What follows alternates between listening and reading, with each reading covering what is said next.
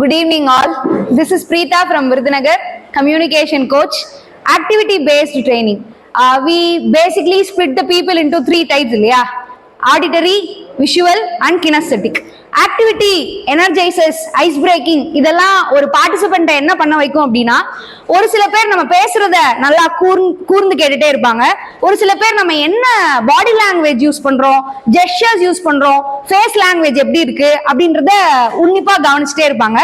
ஒரு சில பேர் ட்ரெயினர் நம்ம பக்கத்துல நம்மள தொடுறதோ இல்ல ஏதாவது ஒரு ஆக்ஷன் பேஸ்டு விஷயத்த பண்றாங்களா அப்படின்றத எதிர்பார்த்துட்டு இருப்பாங்க. இந்த மாதிரி ஒரு 3 டைப்ஸ் ஆஃப் பார்ட்டிசிபென்ட்ஸ் தான் எல்லா ட்ரைனிங் ப்ரோக்ராம்ஸ்ல இருப்பாங்க.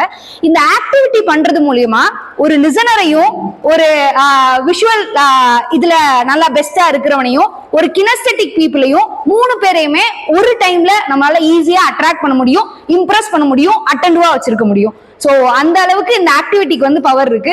அப்படிப்பட்ட ஆக்டிவிட்டிஸ கிட்டத்தட்ட ஒரே நாள்ல 30 ஆக்டிவிட்டிஸ் நம்ம கையில சொல்ல போனா ஒரு தேவாமிர்தம் அப்படின்னு தான் சொல்லணும் ட்ரெயினர்ஸ்க்கு ஆக்டிவிட்டிஸ் எப்பவுமே.